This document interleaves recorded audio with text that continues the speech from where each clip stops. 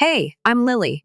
Just your average college student, except I've got a story that still keeps me up at night. To understand how everything unraveled, I have to take you back to where it all started. I was 14 when we lost my dad. My little sister, Sophie, was only 9. It happened so fast one moment. He was on his way home from work, and the next, we got the call. A drunk driver had run a red light and crashed into him at full speed. He held on for 3 days in the ICU, but his injuries were too severe. Losing him changed everything. My mom, Claire, was completely devastated. I still remember sitting in my grandparents' living room, watching her sob as she told them, "I'll never remarry. There will never be another man like Daniel." My grandparents, my dad's parents, were our lifeline. They let us stay with them, covered all our expenses, and sent Mom money every month so she wouldn't have to work. It should have given us stability, but that's when things started to change. At first, it was subtle. Sophie got extra treats, the biggest portion at dinner, and new clothes for school while I was expected to make do with whatever still fit from the previous year. Christmas made it undeniable Sophie would wake up to a mountain of gifts, while I got one or two small things. One day, I asked Mom, "Can I join the school band?" I had been dreaming of learning to play the flute. She sighed. "Honey, we just can't afford instrument rentals right now." A week later, Sophie mentioned wanting to take dance lessons. Mom's response? "Of course, sweetie. We need to nurture your talents." Even in the small things, the favoritism was clear. If we both needed help with homework, she'd drop everything to help Sophie, but tell me to figure it out myself. If Sophie got a B on a test, Mom would take her out for ice cream. My straight A's? Barely a passing good job. But despite everything, Sophie and I remained close. She'd share her new things with me, stand up for me when she could, and listen when I vented. In return, I cheered her on at every dance recital, while she sat and watched me play my cheap plastic recorder, the only instrument I could afford with my allowance. We were a team, no matter what. Then everything changed again. I was 16, Sophie was 11, and what started as routine blood work during her checkup turned into our worst nightmare. Sophie was diagnosed with kidney failure. I still remember sitting in the cold, sterile hospital room as the doctor explained the condition. His voice felt distant, like it was coming from underwater. Chronic kidney disease, treatment options, long-term care plans. Mom was frantic, spending hours researching treatments and talking to doctors. Meanwhile, I sat beside Sophie through her appointments, playing card games and making up silly stories to distract her. We joked about the terrible hospital food and made plans for all the things we'd do once she got better. Mom barely acknowledged I was there. She focused entirely on Sophie's care, and I understood Sophie needed her more than I did. By the time I was 18, I was used to being invisible. I graduated high school with a partial scholarship to an out-of-state college. My grandparents stepped in again, offering to pay the rest of my tuition. Mom barely made it to my ceremony. She was late because Sophie had a doctor's appointment, and she left immediately after. No pictures, no celebration. But I told myself it was okay. Sophie's health had to come first. College felt like a breath of fresh air. I was finally out of the house, meeting new people, and building a life of my own. I called Sophie and my grandparents often. She told me about her treatments, while my grandparents kept me updated on everything else. Mom rarely called. And when she did, it was never to ask about my classes or how I was doing. It was always about Sophie's latest test results, or a reminder to check in with my sister more. I was used to it. Then, in the middle of my junior year, everything collapsed.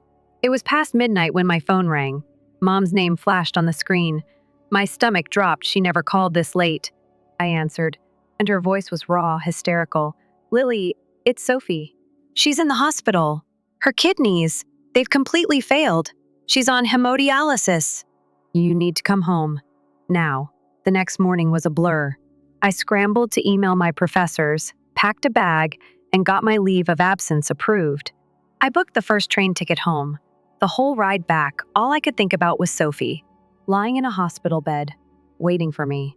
When I arrived at the train station, Mom was already there, pacing on the platform. She looked awful: unkempt hair, wrinkled clothes, dark circles under her eyes. The moment she saw me, she grabbed my arm and dragged me toward the car. The entire ride home was a nonstop stream of words. "She's so pale," Mom kept saying. "She's lost so much weight. The medication makes her nauseous. The needles leave bruises on her arms. She's so weak. Each word was a knife to my gut. And then, as we pulled into the driveway, Mom went silent. She turned off the engine but didn't move. Instead, she turned to me, and something in her expression shifted. The worry, the tears, all of it vanished, replaced by something cold, calculated. "You can save her," she said, her voice low and steady. "You need to give her your kidney." I froze. It wasn't the suggestion that stunned me. Of course I had considered it. I would do anything for Sophie. It was the way she said it, like an order, like I had no choice. "Mom," I started carefully. "What about the risks? What if I'm not a match? What if—" She cut me off with a sharp laugh. "Your health?" Her eyes narrowed. "Sophie's life is more important than yours. How can you even think about yourself right now?" The cruelty of her words hit me like a slap. I couldn't breathe. I stumbled out of the car and ran into the house, locking myself in my old bedroom. Tears blurred my vision as I collapsed onto the bed, biting my pillow to muffle my sobs. Did I even have a choice? If I said no, what would happen to Sophie? If I said yes, what would happen to me? Would Mom ever forgive me if I refused? Or had she ever truly loved me at all? The next morning, I woke up with the weight of the night still pressing down on me. Mom hadn't stopped calling. Her messages were relentless, demanding I get tested immediately. "Your sister needs you. Don't be selfish. You're the only one who can help her."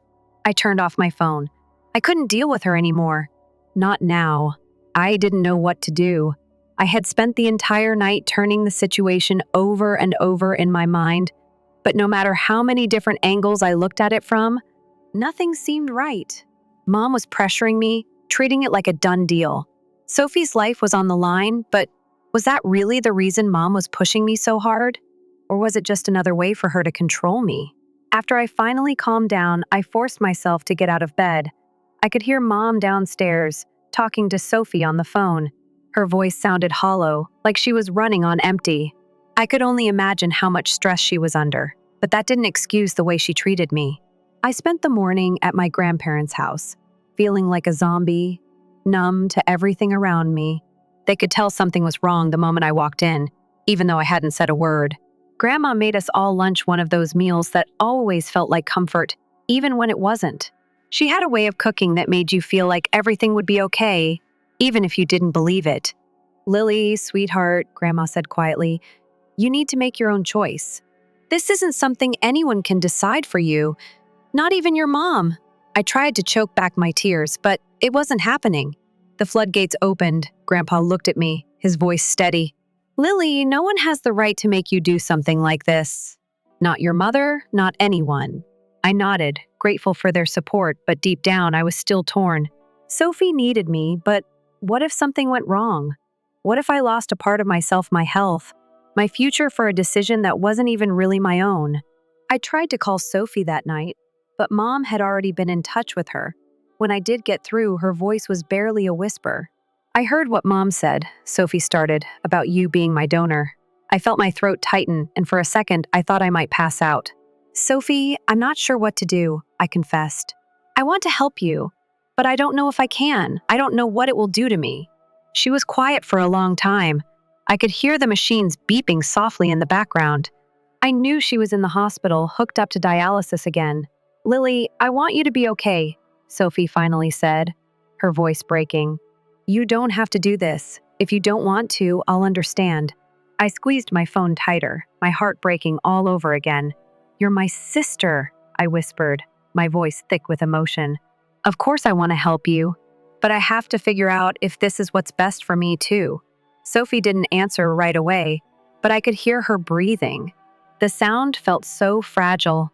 "I just don't want you to feel like you have to do this because of Mom," she said, her voice barely audible. That hit me like a punch to the gut. My own sister, lying there fighting for her life, trying to protect me from my mother's pressure. The next morning, I went downstairs, resolved to talk to Mom. I needed her to hear me out. No more demands, no more guilt trips. But when I walked into the kitchen, the atmosphere felt off. Mom was sitting at the table, staring into her coffee cup like it was the only thing keeping her grounded. She looked up when I entered, her eyes red-rimmed. "We need to get you tested." I already called the hospital, Lily. I told them to make an appointment for you. I froze, a chill running down my spine. She was doing it again, making decisions for me without even asking how I felt. Mom, I haven't even decided yet, I said, trying to keep my voice steady. You can't just keep pushing me like this. Her face twisted in anger. What's there to decide? You're the only match we have, Lily. Do you really want to let your sister die? That was the thing. Mom wasn't asking for my help, she was demanding it. And I couldn't take it anymore. You don't get it, I said, my voice shaking. I'm not just some backup plan for you, Mom. You can't make me do this. She stood up so suddenly that her chair scraped across the floor. You are doing this, she shouted, her face red with fury. If you don't, I swear you'll regret it. You'll never be my daughter again. I felt the ground shift under me. Her words were like a slap to the face. I'm not going to let you manipulate me like this, I said, my voice barely above a whisper. But deep down, I was terrified. What if she really did cut me out of her life? What if I lost her too? Mom's anger flared, and she took a step toward me, fists clenched. You'll be sorry, Lily. You will regret this. I didn't respond. Instead, I turned and walked out of the house, out of her reach, before I completely lost it. I found myself running, not knowing where I was going, just needing to get away. I couldn't handle the guilt, the pressure, the anger anymore. I just needed space to breathe. It felt like hours before I finally slowed down, realizing I had ended up at Grandma and Grandpa's house. I hadn't even thought about where I was going, my legs just carried me here. Grandma opened the door before I could even knock. Sweetheart, what happened? She asked, pulling me into a warm hug. I could feel her arms around me, holding me together when everything else felt like it was falling apart. I can't do this, Grandma, I whispered, my voice trembling. I can't make that decision for Sophie. I don't know what's right anymore. Grandpa sat down beside us, his face grave but gentle. Lily, no one should be putting this kind of pressure on you. Not your mother, not anyone. I nodded, feeling both relieved and guilty. Part of me knew they were right, but another part of me felt like I was abandoning Sophie. You need time, Grandma said softly. And you need to make this decision for yourself, not because someone is forcing you into it. I didn't say anything, but I felt a small flicker of hope. Maybe, just maybe, I could still make a choice that was mine and mine alone. That night, I lay in bed, staring at the ceiling, feeling both more lost and more free than I had in days. I had no answers yet, but I knew one thing. I wasn't going to let anyone make this decision for me, not even my own mother. The days after that morning felt like a blur. Mom was still relentless, calling and texting nonstop, all demanding that I get tested. Each message was like a slap to my already raw emotions. I'd turn my phone off as much as I could, needing some peace of mind. But then I'd remember Sophie, her frail voice on the phone telling me she didn't want me to feel pressured, that she didn't want to make me feel guilty. I knew she was trying to protect me, but it made the whole thing feel worse. She was stuck in the hospital, facing this terrifying reality every day, while I was here, torn between her life and my own. At night, I would lie in bed, staring at the ceiling, wrestling with my thoughts. Was I being selfish? Was I allowed to prioritize my own well-being when my sister's life was on the line? Grandma and Grandpa were still my safe space. Every time I'd go to their house, I'd feel a little bit of peace. They never pushed me, never made me feel like I had to decide anything immediately. But the weight of the situation never left. Have you thought about what you're going to do? Grandpa asked me one afternoon, sitting beside me on the couch. His voice was steady, not demanding, just, there. I don't know, I whispered, hands wrapped around the mug of tea Grandma had made me. I don't know if I can do it. What if something goes wrong? Grandpa leaned back, his expression serious. You've got to think about your future too. Don't let anyone tell you what's best for you. You're the one who has to live with it. I nodded, but the doubt kept creeping in. The thought of losing a part of myself to help someone else was terrifying, but the thought of Sophie dying without me doing anything? That was worse. I decided I needed to talk to Sophie again, to get her honest thoughts. No more guilt, no more pressure from Mom. Just her. When I called, Sophie picked up on the first ring, her voice soft but hopeful. Hey, Lily. Hey, I said, trying to keep my voice steady. How's it going, really? There was a pause on the other end, then a sigh. I'm okay, I guess. It's hard, you know? But I'm getting through it. I just wanted to talk to you. I squeezed the phone, feeling the weight of everything she was going through. I know this has to be hard for you, I said. But I need to know what you really want, not what Mom wants, not what anyone else wants. What do you want from me, Sophie? She was quiet for a long moment, and I held my breath, waiting. Finally, she spoke. I want you to be okay, Lily. I want you to be healthy, to live your life. I want you to make the decision that's right for you. I felt tears sting my eyes. She was thinking of me, even now, even with everything she was facing. I don't want to pressure you, she continued. I know you've already got enough on your plate. But if you can, I would love for you to be my donor. But if you can't, I'll understand. I just want you to know that. Her words cut deep. I didn't know what to say at first, but the truth hit me. Thank you, Sophie, I said, my voice cracking. Thank you for being so strong. I'll figure this out. I promise. After I hung up, I sat there for a long time, letting her words sink in. Sophie wasn't asking me to do this for her.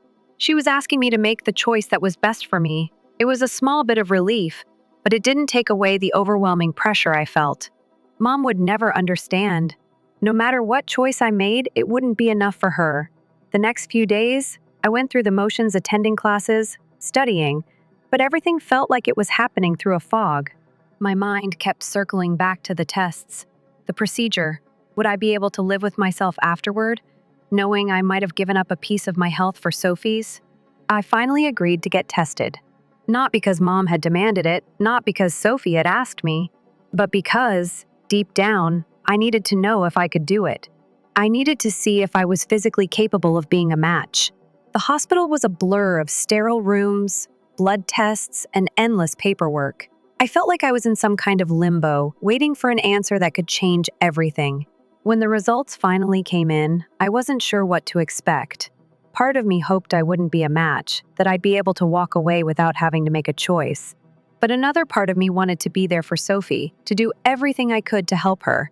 The doctor called me in to discuss the results. I sat across from him, hands shaking in my lap. "Well, Lily," he said, adjusting his glasses, "it looks like you're a match." I felt the breath leave my body. It was like my heart stopped for a moment. I tried to process the information, but my mind was racing. "I'm a match?" The doctor continued. "Now, we'll need to do some further evaluations, but it looks promising. You're both healthy enough to proceed." I nodded, my head spinning. "Take your time," the doctor said. "This isn't something that has to happen immediately. If you need more time to think, that's okay." But Mom wasn't okay with waiting. The moment I got home, she was there, standing in the doorway, her eyes locked onto me. "So, what did they say?" I swallowed hard, trying to steady my voice. "They said I'm a match." Her face broke into a grin, one that felt almost too eager. "That's wonderful, Lily. We can move forward now. We can save your sister." But I didn't feel the joy. I didn't feel the relief. All I felt was the weight of everything crashing down on me. "I need time," I said firmly, stepping past her. "I need to think this through. I'm not going to rush into anything just because you say it's the right thing to do." Her smile faltered. "You're not backing out of this, are you?" I met her eyes, my voice cold. "I'm doing this on my terms, not yours." She blinked at me, the words clearly not what she expected. But for the first time, I felt like I had some control over the situation. I retreated to my room, trying to gather my thoughts. It wasn't just about Sophie anymore. It wasn't even just about Mom. It was about me.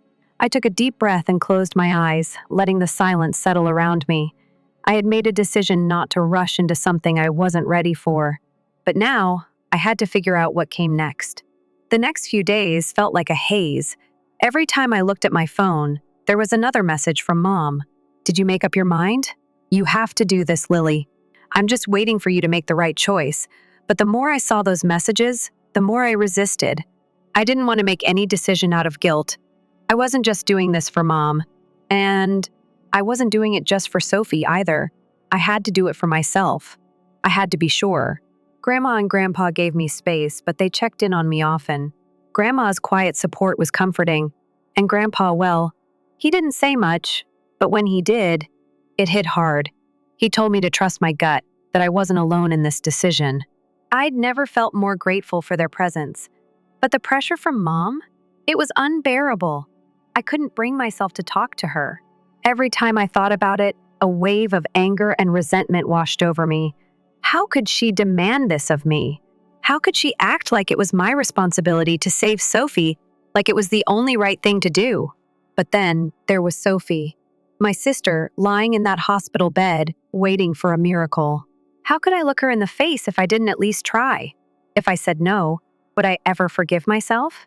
I spent an entire afternoon at the library trying to distract myself with homework, but the words blurred on the pages. My mind kept circling back to Sophie. The guilt gnawed at me if something happened to her, and I hadn't tried. Could I live with that? Was this the right thing to do? That night, after the sun had set, I decided to visit her. I knew it would be hard, but I had to face her. I couldn't keep hiding behind my doubts. The hospital smelled like antiseptic, and something too sterile, too cold. It always gave me a feeling of dread, even though I had spent countless hours there. The fluorescent lights buzzed overhead, the sound always too sharp in the silence. I found her room easily enough. The door was slightly cracked, and I could hear her talking quietly to the nurse. When I stepped in, Sophie's face lit up. She was pale, smaller than I remembered, but her smile was the same. "Lily," she said, her voice weak but warm. "You came." I smiled, trying to push down the lump in my throat. "Of course I came. I'm not going anywhere." I sat beside her, careful not to disturb any of the machines hooked up to her. The beeping was constant, steady, a reminder of how fragile she really was. So I started, hesitating. "How are you really doing?" She gave a small shrug, her smile still present, but there was exhaustion in her eyes. "It's hard. Dialysis is draining, but I'm getting through it." I nodded, searching for the right words. "I need to talk to you about something, about the transplant." Sophie's eyes widened slightly, but she nodded. I figured we'd talk about it sooner or later. I took a deep breath. "Mom's been pushing me to get tested. She thinks I should do it. She says I'm the only one who can save you." Sophie's hand squeezed mine, her fingers cold against my skin. "You don't have to do this, Lily. You know that, right?" I met her eyes, my heart breaking. "I know, but I'm scared, Sophie. I don't know what'll happen to me if I give you my kidney." "What if something goes wrong?" Her voice softened. "I'd never want you to do anything that hurts you. You've always been there for me. But this, it has to be your choice. Please don't let Mom or anyone else tell you what to do." It was like a weight lifted off my chest. For the first time, Sophie wasn't making me feel guilty. She was letting me choose. "Thanks, Soph," I whispered, my eyes starting to sting. "I don't know if I'll be able to go through with it, but I needed to hear you say that." We sat there for a while, just talking about anything and everything. She told me about her favorite nurses, how she missed dancing, and how she was keeping herself busy with books. She never once complained, not even when the machines beeped loudly, signaling another round of dialysis. When I finally stood to leave, Sophie hugged me tight, her frail arms around me. "I love you, Lily.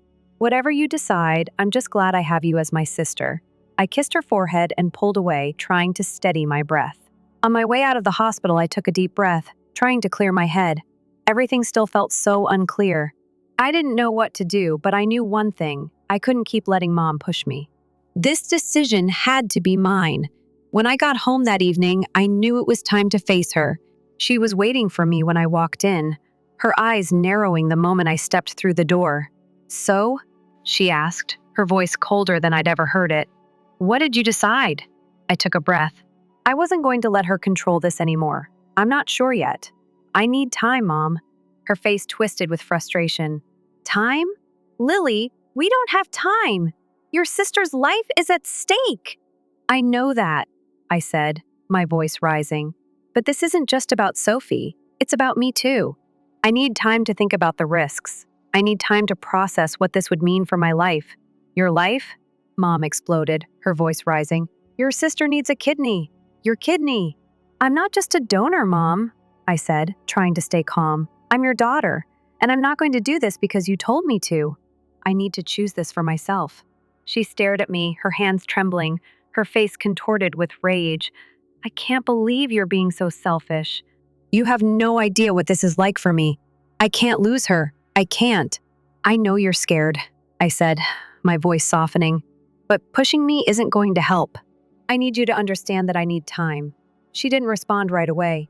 Her face softened for a moment, but the anger was still there. You don't have time, Lily, she finally said, her voice low. I'm asking you, as your mother, to save her. Please. I stood there for a long time, trying to hold on to my resolve. I wasn't going to be forced into this. I wasn't going to let anyone make this choice for me. I turned to leave, but before I could reach the door, she spoke again, her voice quieter now. I'm sorry, she whispered. I'm just so scared. I paused, feeling the weight of her words. For a second, I almost caved, but then I remembered Sophie's face, the way she had trusted me to make the right decision. I know, I said, but I need to be okay too. And with that, I walked out, leaving her standing there. The next few days passed in a tense silence. Every time I saw Mom, it felt like there was this invisible wall between us, one that neither of us knew how to break down. She was still desperate, still clinging to the hope that I would give in, that I would agree to the transplant. But I couldn't, not yet. I wasn't ready to make that choice. I threw myself into my studies at school, as if burying my head in books could somehow numb the pressure mounting on me. But no matter how hard I tried, the thoughts about Sophie kept creeping into my mind. Every time my phone buzzed, I half expected it to be another angry message from Mom. I wasn't sure what she was going to say, but I knew it wouldn't be anything that would make me feel better. It was a Saturday when I finally gave in and decided to visit Sophie. I hadn't been to the hospital in a few days, and the guilt of avoiding her was starting to weigh on me. Mom had been pushing so hard, and I felt like I was losing control of everything. I needed to see her, to remind myself of why I was even going through all this. When I arrived at her room, I was relieved to see Sophie sitting up, surrounded by pillows. She looked a little better than the last time I saw her, but still, the sight of all the tubes and machines was enough to send a pang of sadness straight through me. She looked over at me and smiled weakly. Hey, she said softly. I'm glad you came. I sat down beside her, keeping a careful distance from the IVs and monitors. How are you feeling today? I asked, trying to sound casual, even though my heart was anything but calm. I'm all right, Sophie answered, her voice still quiet. You know, just the usual. Dialysis takes a lot out of me, but I'm getting through it. I'm trying to stay positive. I nodded, trying not to let the tears well up. I had to stay strong for her. I've been thinking a lot, I said after a beat, my fingers tracing the edge of the chair. About everything. Sophie's eyes searched my face, her expression growing more serious. I know, Lily. I can tell. You don't have to decide right now. I want you to be sure. You've got to be sure that this is what you really want. For you, not for anyone else. I know, I whispered. I'm just so scared, Sophie. What if I do this and something goes wrong? What if I end up regretting it? I don't want to lose you, but I don't know what I'd lose of myself in the process. Sophie reached out and took my hand, her grip surprisingly strong despite everything. I don't want you to lose anything, Lily. I don't want you to feel like you have to do this because of me. I love you no matter what, and I'll understand. I just want you to be okay. That's what matters most. Her words hit me harder than I expected. For the first time in days, I felt a crack in the fortress I had built around my emotions. Sophie wasn't asking for anything from me. She wasn't trying to guilt me. She was offering me something I had been too scared to face, a choice. I held her hand tighter, feeling the warmth of her fingers, and for a moment, I couldn't speak. I had been so caught up in the pressure from Mom, so afraid of the consequences, that I hadn't stopped to think about what Sophie actually needed. What she needed was to know that I was okay, that I wasn't sacrificing myself just to fix things for her. I don't know what I'm going to do yet, I finally said, my voice shaking. But I need to take control of this decision. I can't do it just because Mom says I should. It has to be my choice. Sophie's smile softened. That's all I want, Lily, for you to decide for yourself. I stayed with her for a while, talking about life, about school, about anything that didn't have to do with kidneys and surgeries and all the heavy things that had been weighing on us. It felt like I was stealing a moment of normalcy, and I needed it more than I realized. But as the hours passed, the weight of the decision started pressing back into my mind. I knew I couldn't ignore it forever. When I left the hospital, I was more conflicted than ever. Sophie had given me the space I needed, but Mom hadn't. Mom's voice was still in my head, demanding that I make the decision, demanding that I choose Sophie. It felt like I was being torn in two directions. That night, Mom tried again. She was waiting for me when I came home, sitting at the kitchen table, her hands clasped in front of her like she was waiting for a verdict. "So, Lily," she said, her voice calm but with an edge I knew too well. "What's the decision? Have you gotten tested yet?" I felt my pulse spike. This was the moment where everything would change. "Mom, I'm not going to rush into this," I said firmly. "I need more time. I need to think. I'm not making this choice based on what you want. It has to be my decision, not just yours or anyone else's." Her face tightened. "Lily, you're the only one who can help. If you don't, Sophie might die. How can you even think about putting yourself first when she's so sick?" I stood there, my hands shaking. I am thinking about Sophie, but I'm also thinking about myself. I have to be sure that I'm making the right choice for me, too. She didn't say anything at first, but I could see the frustration building in her eyes. Finally, she stood up, her hands clenched into fists. "You're selfish," she spat. "You always have been. You always make everything about you, and now, this. I just want my daughter to survive, and you can't even give her that." Her words stung, but this time, I didn't flinch. I wasn't going to let her control this decision. "You don't get it, Mom," I said, my voice steady now. "This isn't just about saving Sophie. It's about me, too. I'm not going to sacrifice my health, my future, just because you're scared. I need you to understand that." Mom stared at me, her chest rising and falling with every breath. I could see the anger, the hurt, but beneath it all, I could see something else, fear. She was scared to lose Sophie, and she was scared to lose me. But I couldn't let that fear dictate my life. Not anymore. "Maybe I'm selfish, but I'm making this choice for myself," I said. "And if you can't accept that, then I don't know what to say." I left the room before she could respond, knowing there was no way she would understand. But I was okay with that. I wasn't doing this for her. I was doing it for me. And for Sophie. The next few days were a blur. I kept my distance from Mom, and though she tried to reach out to me, I didn't respond. I couldn't. I had made my choice, and now I had to live with it. I wasn't backing down. I wasn't letting her pressure me anymore. But it wasn't just about me and Mom anymore. It was about Sophie, too. I kept thinking about her, wondering if I could live with the choice I was making. I kept asking myself, would I regret this if I said no? Could the first stand by and watch her suffer, knowing that I could help her?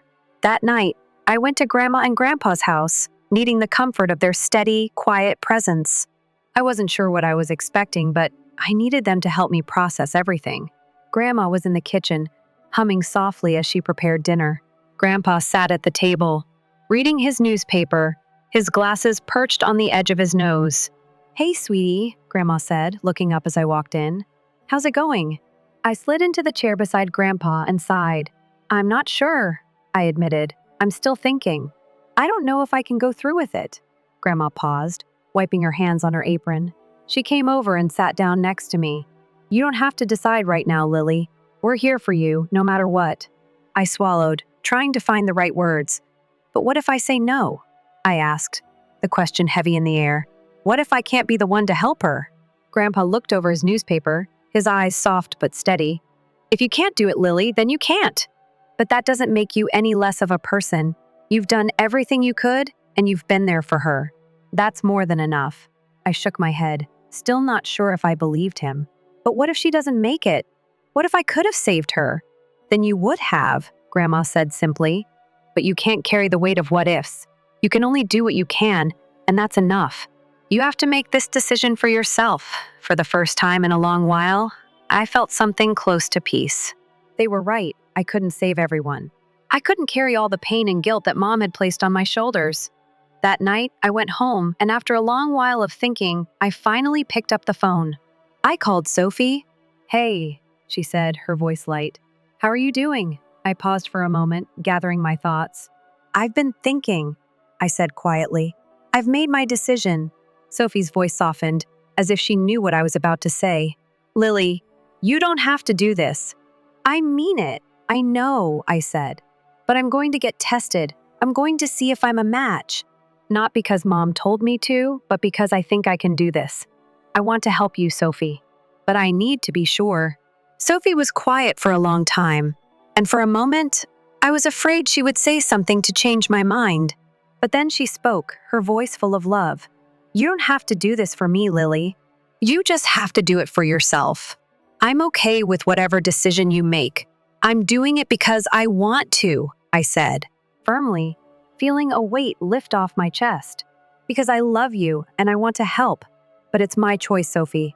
I want you to know that.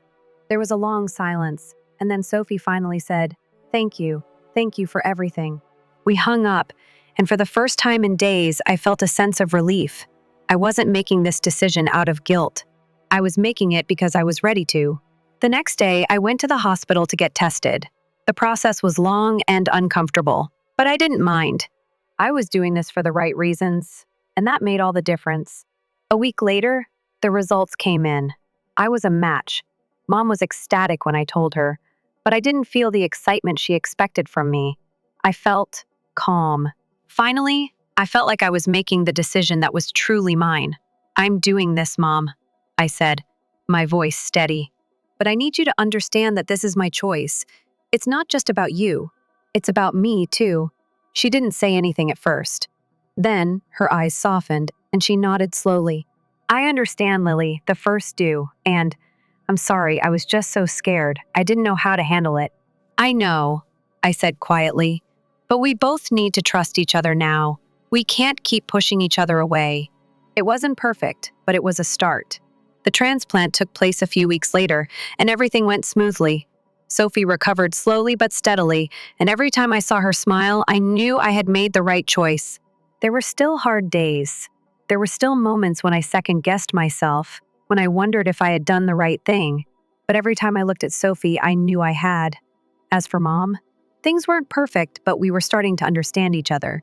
The pressure was still there, but now we could have real conversations ones where we both acknowledged each other's fears and hopes. And as for me, I learned something I'd never really grasped before. I was allowed to make my own decisions. I didn't have to live under anyone else's expectations. It was okay to prioritize myself sometimes, and that didn't make me selfish. It made me human. Now, as I look back, I realize that this journey wasn't just about giving a kidney. It was about learning to stand up for myself, to trust my own instincts, and to understand that love isn't just about sacrifice, it's about making choices that bring peace, even when they're hard. Sophie and I are closer than ever, and even though the past still stings sometimes, I know that we're both healing. In the end, that's all we could have hoped for. Story 2. I was born during what could be considered the worst conceivable time. My entrance did little to improve the already precarious state of my parents' marriage. My father and I are Nicole. When Mom announced her pregnancy to Tom, he wasn't exactly overjoyed. Sarah, you did plan this, didn't you? During one of their altercations, he yelled. Intentionally became pregnant in order to trap me here. Although I wasn't old enough to recall it myself, I've heard this tale from Mom so many times that I can practically picture it happening. Mom often said that Dad wasn't a true family guy because he was too reckless and careless. Instead of saving for our future, he would rather to squander his income on whatever catches his eye. For 4 arduous years following my birth, their disputes reverberated throughout our little home. They occasionally dealt with money, occasionally with my dad's late-night outings, and occasionally with me.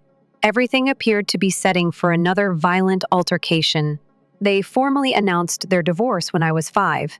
Dad left before it was clear how it would turn out. He simply disappeared. No farewell. There is no forwarding address. Not a single payment for child support. He seemed to have never been there. Aside from the void he created in our lives. And Mom's developing resentment. Your father is a self-centered coward. I would ask Mom about him, and she would tell me. A true guy never deserts his kid. Every time his name was mentioned, she would acquire this stern expression. And I finally figured out how to quit asking.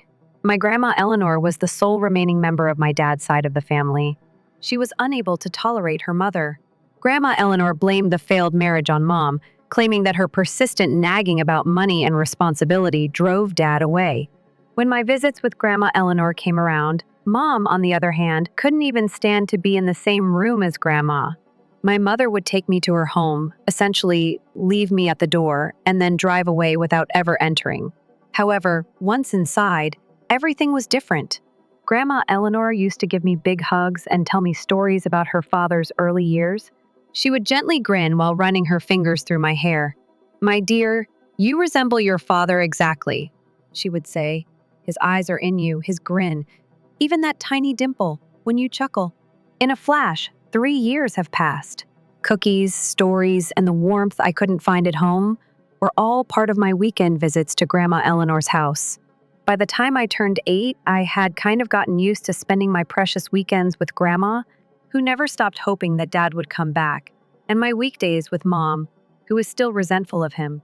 However, everything was different.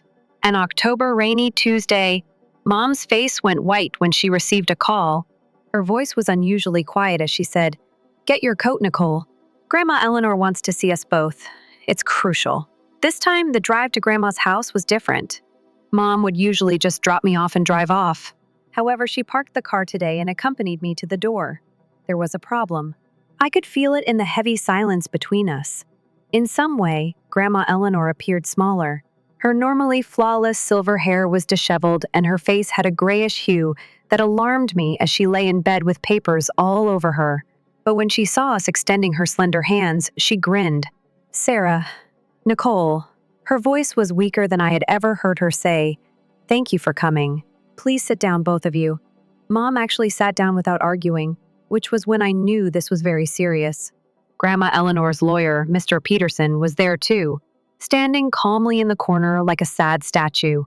"I need to talk something serious," Grandma began, glancing first at me, then at Mom.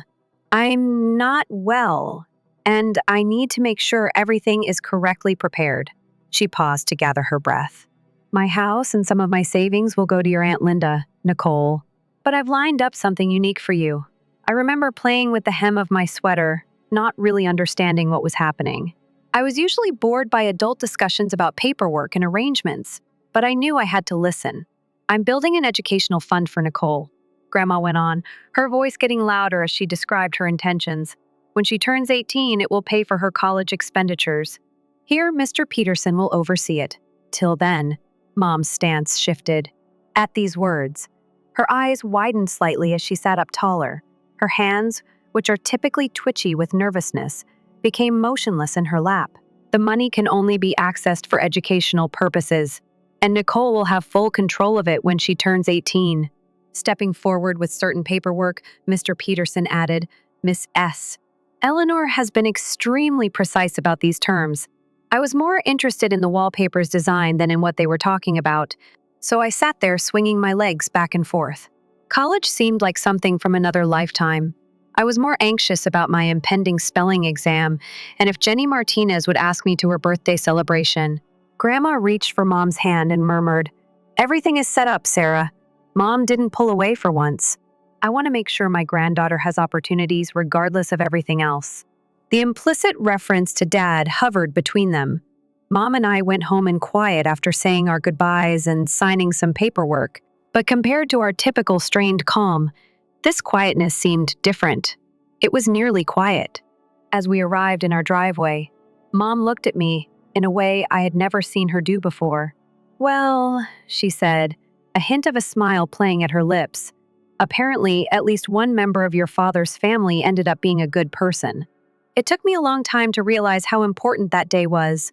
All I knew at 8 was that Grandma Eleanor had done me a favor, and my mother wasn't upset about it for once. Back then, I had no idea what college funds were.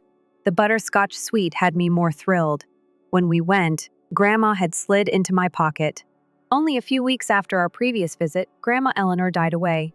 The funeral was tiny and quiet, and I observed Mom really cry a few tears, though she attempted to disguise them. With Grandma gone, it felt like the last bridge to my father's world had crumbled away. Like everything else, life went on. Mom began dating a man called Robert throughout the course of the following 2 years. He appeared to be a decent man. He drove a lovely automobile, worked well at a bank, and was often bringing me modest presents. While he was there, his presence made Mom grin more, something I hadn't seen her do in years. They then made the decision to tie the knot. At the age of 10, I was ecstatic about the possibility of having a full family once more. The major news, however, came when my mother informed me that Robert would be moving in with her daughter Ashley, who is about my age. Imaginations of exchanging secrets, hosting sleepovers in the same room, and at last having a playmate who wasn't simply a school acquaintance were racing through my head. Having a sister seemed like a dream come true after years of growing up as the only child in a dysfunctional household. The day they moved in, I had prepared our shared room with welcome messages and lay out some of my favorite books and toys to share. After entering and surveying the space, Ashley requested her father if she may have her own room instead. Without even lowering her voice, she said, "I don't want to share with her." In reality, she is not my sister. And it was only the start. Ashley immediately made a move to get Mom's attention. On movie evenings, she would push me aside as she curled up close to her on the couch. Within the first week, she began calling her mother Mommy, and each time she did, her face lit up. "Does Mom want to see my artwork?" I'd ask, holding up my sketch in a minute, honey. Mom would respond, but Ashley would be exhibiting her schoolwork before that moment arrived. We were discussing her day with her. Mom's reaction was devastating when I eventually broke down and told her how I felt. She barely looked up from assisting Ashley with her homework when she said, "Don't be selfish, Nicole." When Ashley was quite little, her mother passed away. She requires more care and a woman's affection. You should realize that. However, what about my sweetheart? I felt like screaming. Rather, I simply nodded and went back to my now quiet room, where Ashley's vacant bed was a continual reminder that I was insufficient. Not for my dad, it appeared now. Not for my mom either. At first, I hardly noticed the changes in our family since they came so gradually. But now that I'm looking back, I can see how every little incident grew to distance me from my mother. Shopping excursions were the beginning. Ashley's mom would bring home bags full of fashionable goods from pricey boutiques, including fine pants, name-brand sneakers, and adorable shirts. I purchased my clothing in the meantime from bargain stores and department stores. Ashley has to keep up a specific look at her new school. When I pointed out the discrepancy, Mom would say, "Besides, you don't care as much about fashion as she does." Then came the most shocking revelation. Ashley was being sent to the pricey private school across town, Riverside Prep. The day they made the announcement over dinner is still fresh in my mind. Ashley's test results are outstanding, Roberts declared with pride. She needed a more demanding academic setting. How about me? I pushed my chunk around my plate and asked, "Could I also visit Riverside?" Mom and Robert shared that gaze. The one that implied they had previously spoken about this without me was the one I had grown to despise. "Honey, you're doing fine at Lincoln Public," Mom said. "Ashley's needs are different. She is quite talented. The regular program works better for you, you know." I sobbed into my pillow that night until I was completely dry. But after that, I experienced a transformation. I gave up trying to get Mom's attention as the years went by. I stopped handing her my report cards, stopped telling her about my successes, stopped expecting she'd notice me. By the age of 15, I had come to terms with my position within the family. At Lincoln Public, I poured myself into my academics. For me, not for others. I participated in scientific fairs, joined the debate team, and always received As. My papers would receive positive feedback from my professors. Outstanding analysis, Nicole. Fantastic work. You have a promising future. Conversations throughout supper at home, meanwhile, focused on Ashley's most recent successes at Riverside Prep, her participation in the Model UN conference, her participation in tennis competitions against other elite schools, and her acceptance into the advanced placement program. Ashley's English instructor feels she has significant promise as a writer. Mom would cry. She gets straight A's without even trying. With pride, Robert would add. As I ate my dinner in silence, I would reflect on my own perfect scores, my recent victory in the regional science fair, and the coach's desire for me to be the team's leader the following year. However, I kept these ideas to myself. Why would anyone want to share them? In their opinion, my successes at a public school could never match Ashley's success at a private one. However, there were times when the old grief would resurface, such as when Mom and Robert would go to all of Ashley's tennis matches but were unable to attend my debate team finals. However, I had learned to ignore it and concentrate on the things I could manage. Grandma Eleanor's thoughtfulness allowed me to have my education and my ambitions. I had a future all to myself. The final year was a blur of scholarship essays and college applications. I was surrounded by pamphlets from several institutions as I sat at my desk late into the night as graduation drew near. Many opportunities had been available to me because of my grades. I had previously received pre-approval based on my academic record and was especially thrilled about State University's full scholarship program. You know, you don't have to go through the scholarship process. My guidance counselor, Miss S. Martinez, had informed me with your grandmother's college fund, you may attend whatever school you desire. For that money, though, I had more ambitious ideas. I want to do it intelligently. I told her that I could save the money for a down payment on a home after graduation if I was awarded a full scholarship. That had made Miss S. Martinez smile. Nicole, you're always planning ahead, are you not? Mom summoned me down for what she called a family meeting 2 weeks before to my 18th birthday. I discovered them all sitting in the living room. Mom perched nervously on the edge of her favorite armchair. Ashley is sitting next to Robert on the couch, appearing serious, but they are not exactly looking at me. Nicole, please sit down. Mom patted the ottoman across from her. We have to talk about something crucial. I sat and saw the formality of it all. This type of setup is seldom typical of family conversations, which often take place over dinner or casually. Ashley is also graduating this year. As you are aware, Mom started. She stopped and looked at my stepsister. We have been investigating colleges. Princeton accepted me. Ashley eventually turned to face me and interrupted. It's the school of my dreams, that is. Congratulations, I said. I'm not clear why a family meeting was necessary. The problem is that Robert jumped right in. Despite Ashley's stellar Riverside prep education, she is not quite eligible for a full scholarship because of her grades. Mom bent over. Her private school education has cost us a lot of money, but it has been well worth it. However, we just lack the funds to cover Princeton's tuition. As I sat there, I continued to be perplexed by their explanation. Then Mom revealed the truth.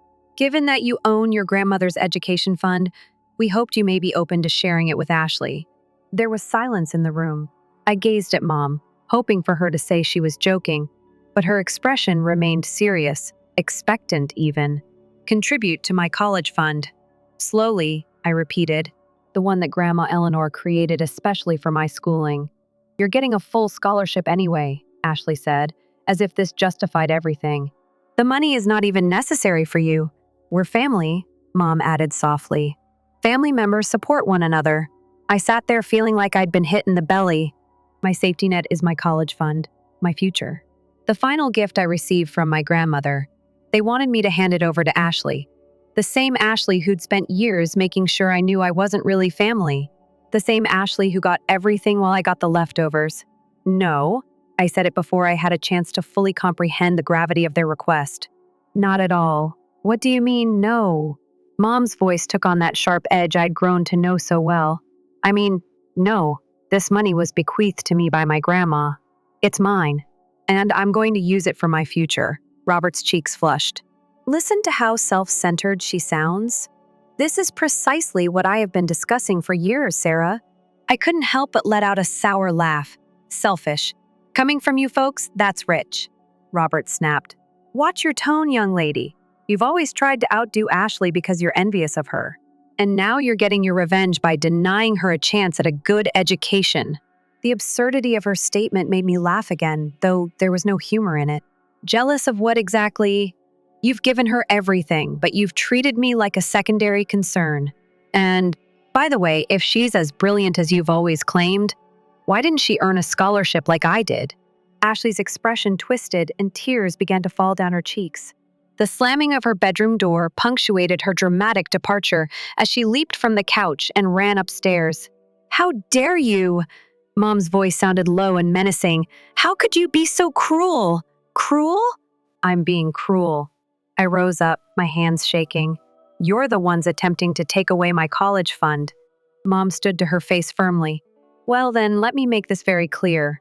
If you decide to change your mind, you have 2 weeks before your birthday. If you don't agree to share that money with your sister, you can find somewhere else to live. The force seemed to tilt under my feet. What? Are you throwing me out? This is also my home. Nicole, no, it isn't. Mom's voice was chilly. I am the owner of this house. You'll be 18 and adult.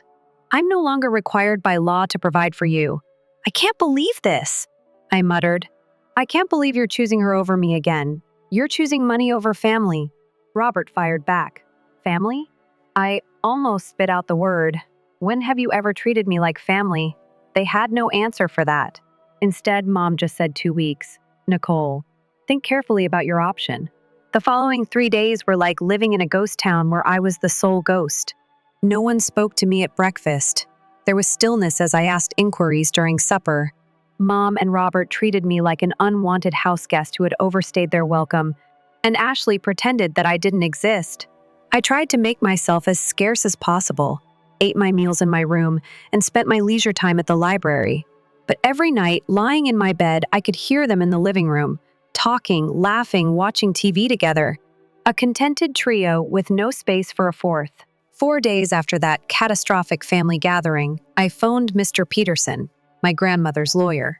I dialed his number with trembling hands, but his kind, recognizable voice eased my anxiety. I was just thinking about you, Nicole. Your 18th birthday is coming up shortly. Indeed, Mr. Peterson.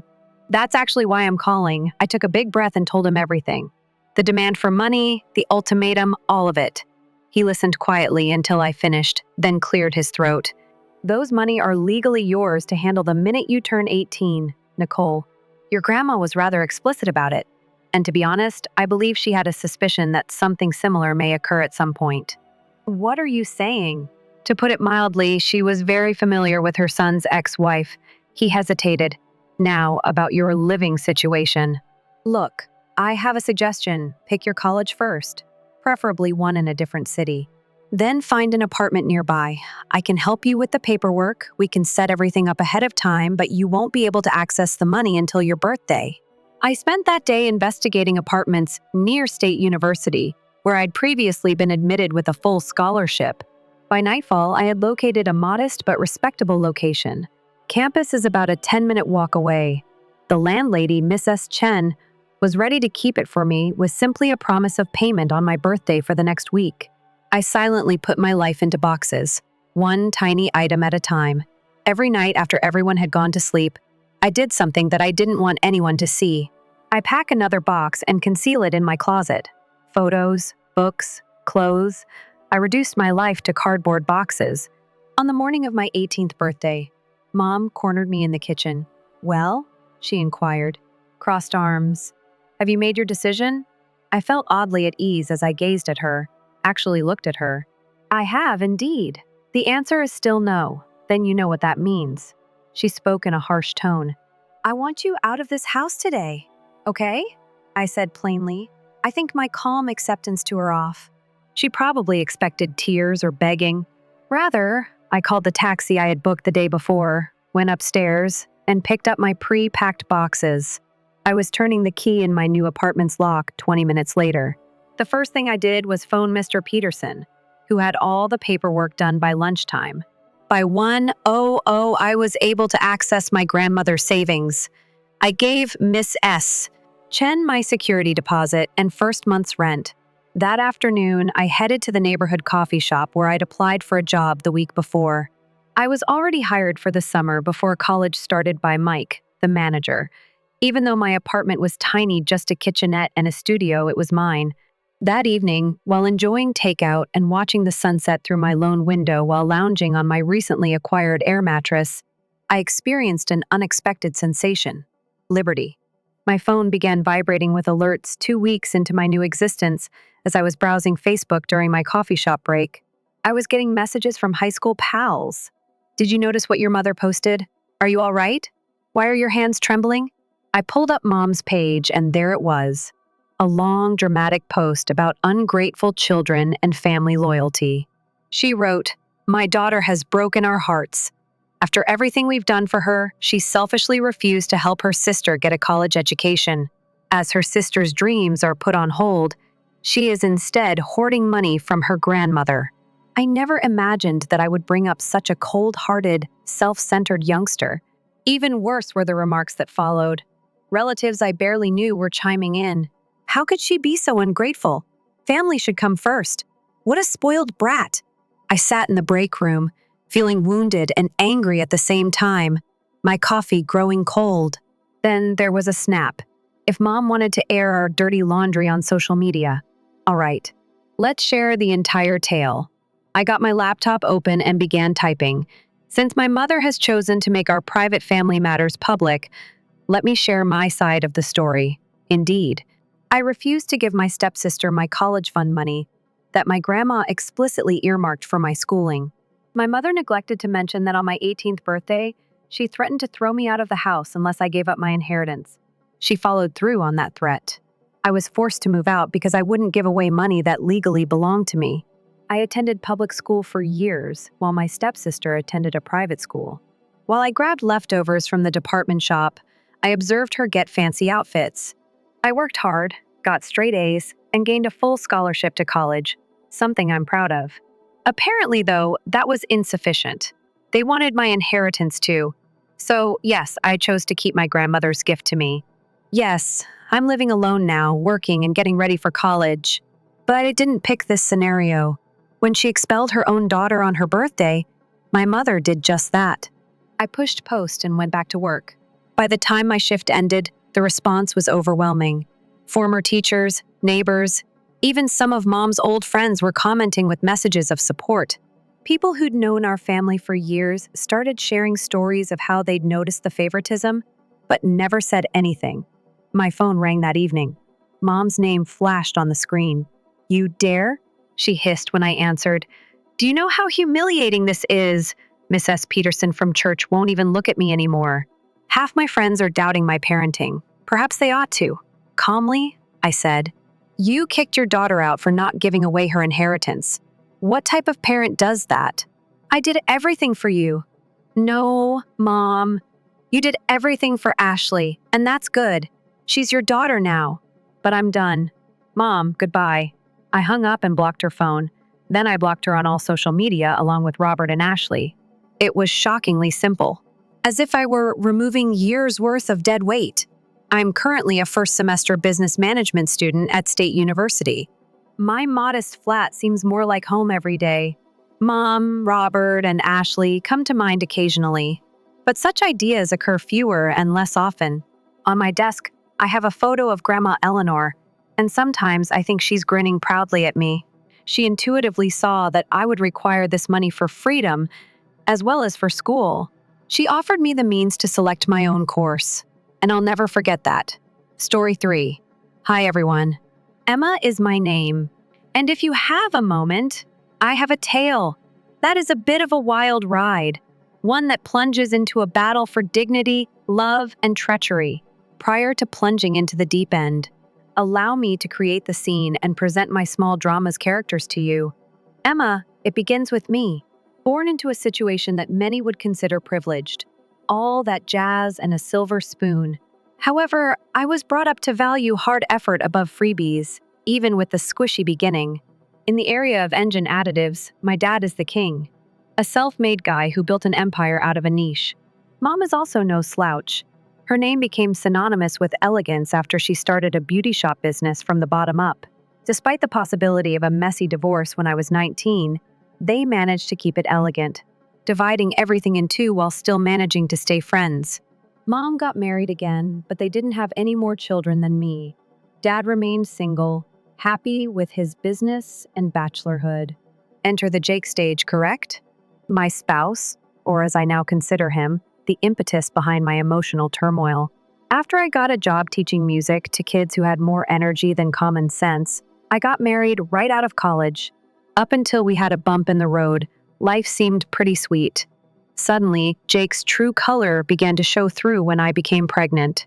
Jake casually threw the grenade into our lives one lazy Sunday while he was sprawled out on the couch with his feet up. Emma, why don't you just quit your job, darling? Keep the infant at home. We'll get by. I almost suffocated on my tea. Jake, quit my work. We can't afford it with just your pay, you know. In addition, I enjoy my job. A sneer played on his lips as he dismissed it with a sweep of his hand. Get them. We're not your typical people.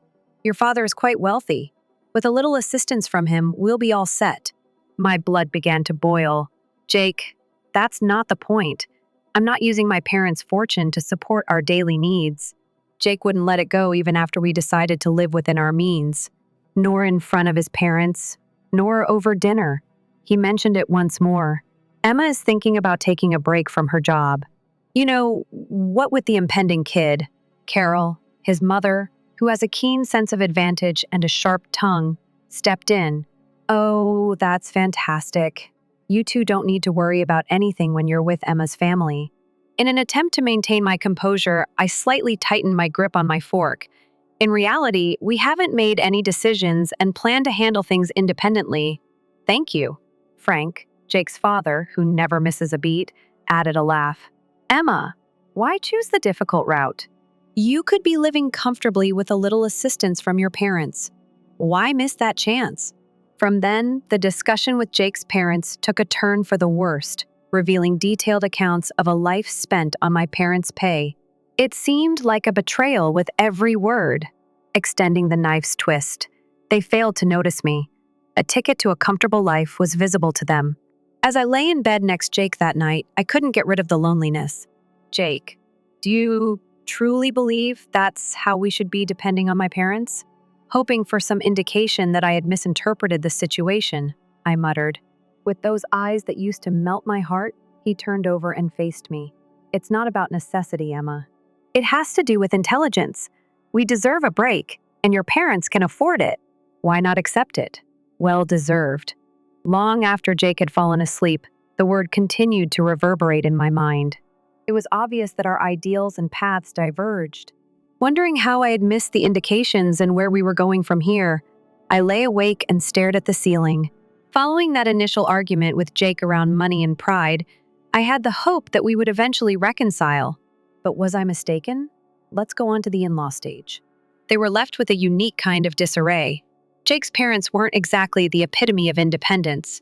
My family's affluence was like a beacon to them, and they had a knack of spotting a free dinner from a great distance. Frank is talking endlessly about this great business possibility that just required a minimal investment to get off the ground. One evening, as we are all gathered in our small living room, "So, sweetheart, Emma?" Carol begins, her voice brimming with that artificial sweetness that, given your family's wealth, may give you cavities. You could probably assist us with ease.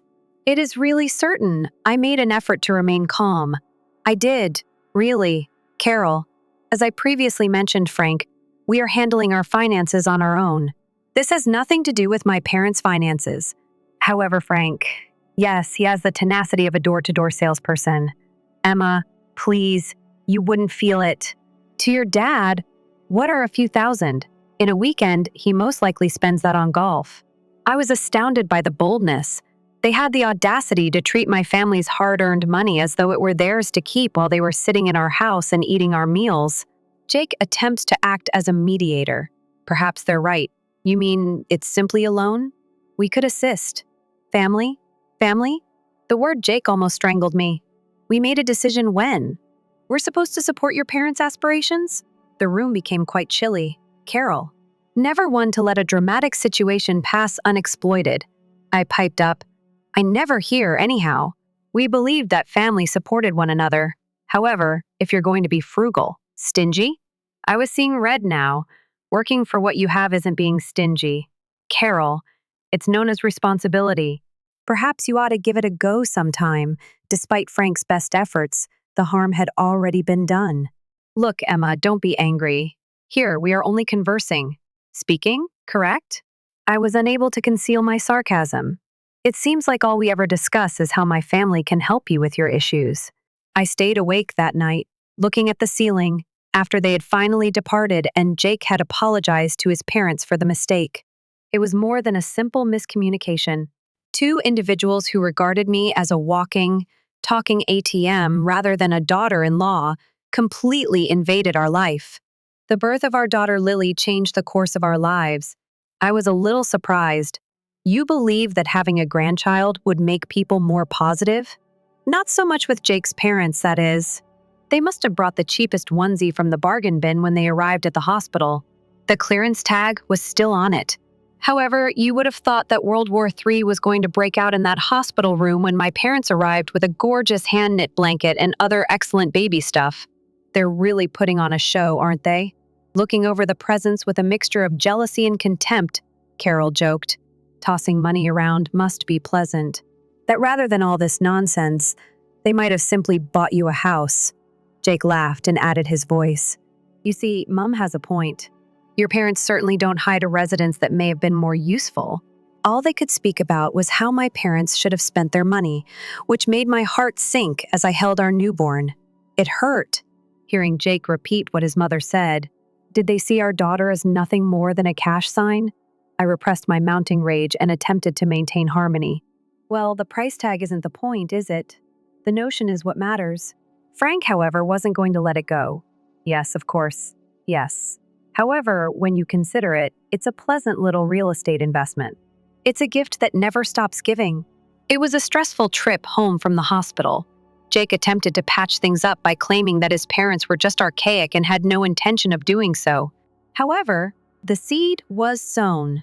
I began to question why Jake had actually married me. Was the primary attraction my family's bank account, or was it love? During one of their unannounced trips a few weeks later, Carol brought it up once more. With Lily squirming in my arms and us all squeezed into our living room, Carol couldn't help but make fun of the new pram my mother had purchased for us. Having your parents give Lily all these pricey toys and technology must be great. However, don't you believe it would have been more beneficial to contribute to a housing fund? The passive-aggressive tone permeated her voice as she spoke. I had learnt to fear. Jake nodded as he sat next to his mother. We've actually been conversing, sweetie. Instead of giving us more baby items, perhaps your folks might give us a down payment. Sounds reasonable, doesn't it? I was blown away. In addition to his parents' unrelenting demands, Jake now supported using the birth of our daughter as leverage to get financial advantage. I had the impression that I was living in a warped world where financial prosperity was more important than family and love. For you, Jake, is that what this is about? Stealing money from my parents? My voice betrayed the hurt I was feeling. I believed that we were all on the same page. For better or worse, not for the wealthy or the poor. Carol only sniffed, but Jake was surprised.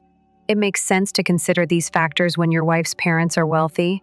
After they eventually departed, I lay awake, looking at the ceiling. Lily slept beside me. I was struck by the realization. My family, my marriage, to them, it was all a deal, and the money was me. To put it mildly, the past few years have been quite the roller coaster. Lily's turned into a feisty little 3-year-old, full of life and fun. However, life presented us with some unexpected turns that I did not anticipate. Mom did it first. It was an unexpected accident. We're all shocked. I was so distraught that I was hardly able to pull myself together for Lily. But Jake, he wasn't asking me how I was doing at first. No. Yes, it was. How much do you receive from your mothers then? Okay. It felt like a smack in the face. Even my mother wasn't chilly. In accordance with Mom's wishes, he was vulture-like examining her inheritance. I inherited the chain of barbershops. I had no business management experience, but Jake was ready to give his skills. Babe, let me handle this. You know I've got a talent for business, he said, beaming and full of confidence. I let him take over because I was too distraught to protest. However, I ensured that the ownership document remained in my name. I hoped that he would be able to help us get back on track. Then, Dad died of a heart attack just a year later.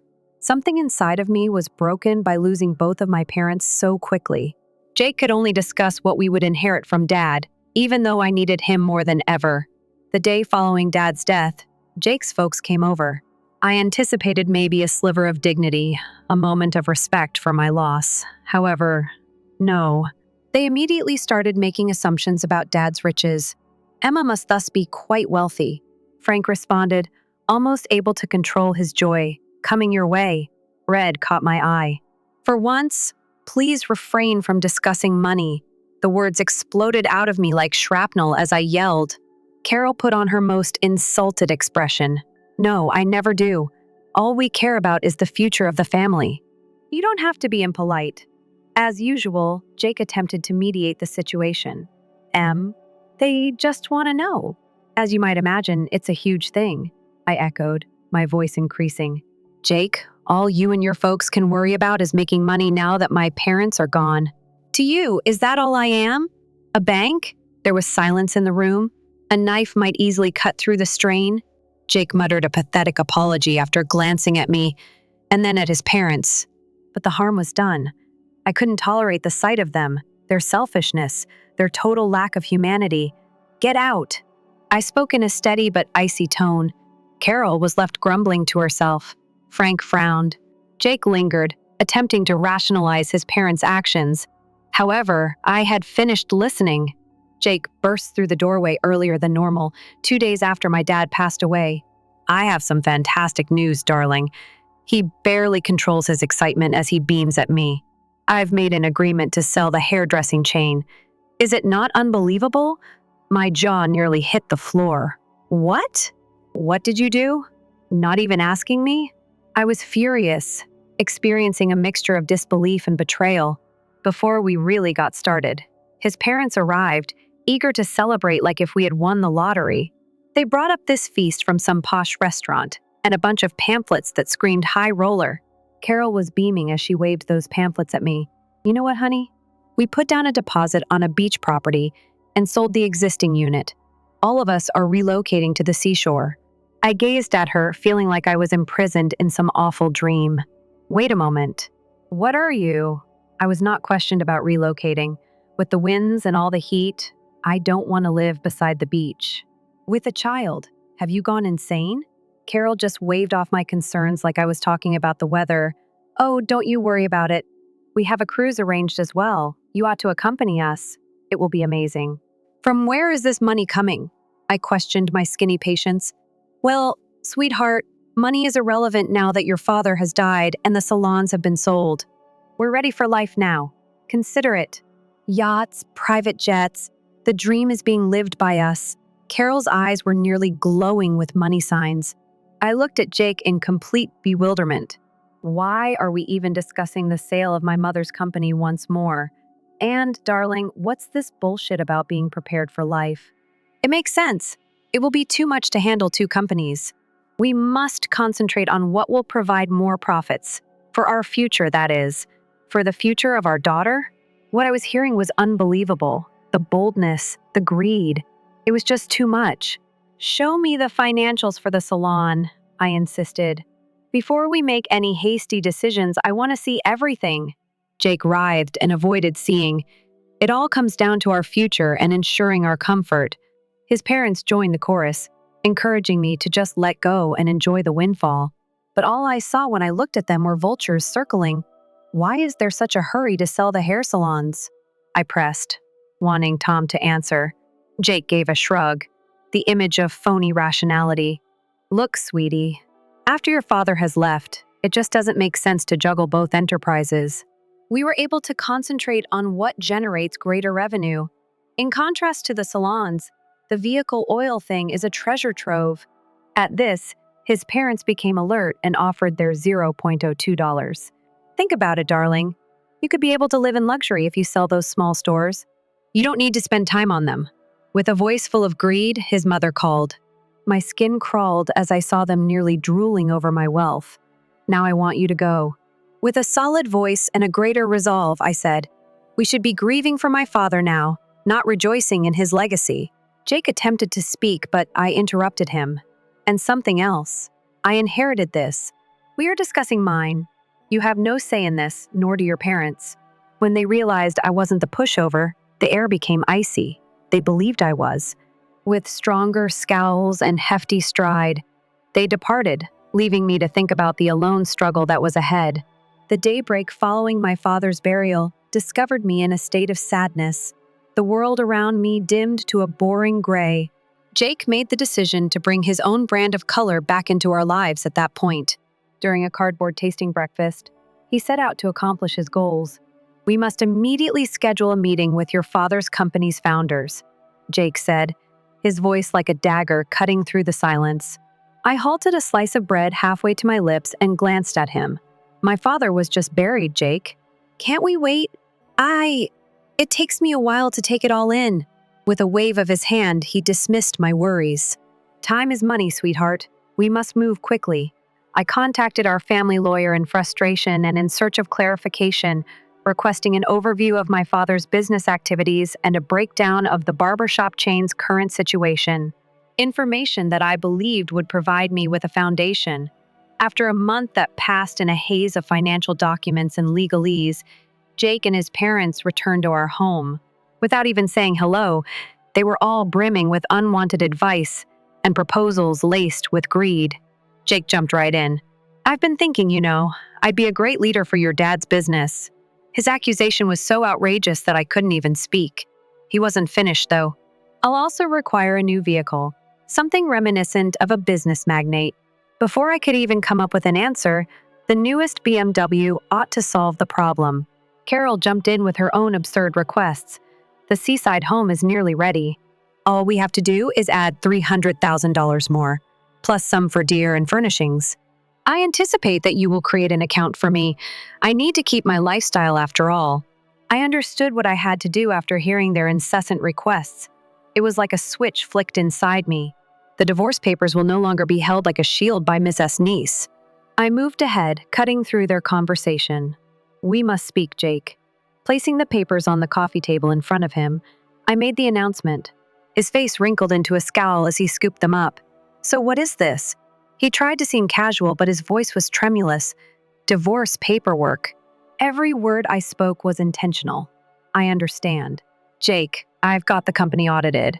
It has been driven into the ground by you. Because of your administration, it is on the verge of collapse." His face drained of color. A culpable youngster exposed in deception. I was attempting to improve it. His reasons were as weak as his confidence as he stammered. "Improve it by letting go of our best employees and ignoring the main factors that contributed to the company's success." Fueled by a mixture of betrayal and wrath, I raised my voice. Always the meddler. Carol couldn't help but step in. "Let's not forget that he has the right to half of everything, sweetheart. After all, assets are bound by marriage." I couldn't help but chuckle, but there was no joy in it. "Nice effort, but everything's been in my name since before I made the horrible mistake of marrying your son. I don't give him anything." There was silence in the room. They were taken aback. Their entire plan is falling apart. "And another thing," I said, gazing Jake down, "you will repay all of the money. You've caused the company to suffer. Each and every dime." Jake's response to the divorce's reality was to grovel frantically, begging me to change my mind. "Please, can't we discuss this? There must be an alternative," he pleaded. Desperation crackled in his voice. Not to be surpassed in terms of drama, his parents began their own heartfelt performance. They bemoaned the fact that they had invested all of their money in the now fragile beachfront home. "Without the next installment, everything will be lost for us," his mother wailed, her tears streaming freely. "Please think of what this means for us." My heart hardened by their past behavior. I listened, feeling nothing but icy indifference to their situation. "That's your mess. I'm sorry." I spoke in an unflinching tone. With renewed determination, I led them to the door and shut it in this phase of my life. I tried not to think about the past in the days that followed. Instead, I sold the flat where Jake and I used to live and concentrated on the future. Just enough money was raised from the sale to buy a charming, inviting home that would give my daughter and I a fresh start. As soon as I walked inside our new house, I felt relieved, at ease, and able to assist us in a way that had been lacking for far too long. The legal system moved slowly but steadily, and when Jake was eventually apprehended, he was told to make up for the damage he had caused to the hairdresser chain. The courts decided that his carelessness had a cost, and in order to pay his debts, he had to sell his portion of our former flat. For once, seeing him held responsible seemed like a bittersweet justification of the suffering he had caused us. One day, my ex-mother-in-law was on the other end of my phone when it suddenly rang, her voice tinged with desperation. "We're stuck. To acquire a property, we need assistance. Any sum would be beneficial." I was astounded by her audacity as she begged. I inhaled deeply to gather my thoughts before answering. "You made your bed," I said in a firm, determined tone. "You should lie in it now." Calling off. A mix of feelings rushed over me, fury at their ongoing attitude of entitlement, but also a profound sense of release from their grasp. Life eventually began to improve after everything that transpired, including the divorce and the struggle to regain control of my mom's hair salon business. It was a challenging struggle, but gradually, the salons began to recover their previous spark. It was a triumph to get back the best stylists we had lost. Seeing them return through those doors, prepared to return to our chairs and work their spell, the scene seemed to spring to life once again. It turned out that I was more suited for the corporate sector than I had thought. Each day was a new lesson, a fresh surprise about what I could do if it hadn't been for being cornered by life's harsh twists. I might never have unearthed this aspect of me. For the time being, managing my dad's cartwheel company was just another challenge. I made the decision to hire a manager to guide the ship while I regained my bearings. I made it plain that I was still in charge and told him, "It's all yours for now, but keep me in the loop." Maybe at the age of 20 once Lily is old enough. If she's interested, I'm considering giving it to her. I want her to have choices so she may follow her own path. Meanwhile, I'm sinking my toes into it, learning the ropes. Lily and I were alone in our new house, which was a peaceful place, an entirely different world from the chaos we had left behind. Yes, it was little, but it belonged to us. A location where we could develop, recover, and create something new. There was laughing everywhere. Every crevice holds a memory we created in the garden together. I felt so much better after hearing Lily giggle, "Mommy, I want to be like you when I grow up." With awe and admiration in her eyes, she would say, "You will become even more remarkable." In response, I would draw her into an embrace. I sensed deep down that we were on the threshold of something fantastic. Together, we were unstoppable, with hopeful hearts and wide arms prepared to face whatever was ahead.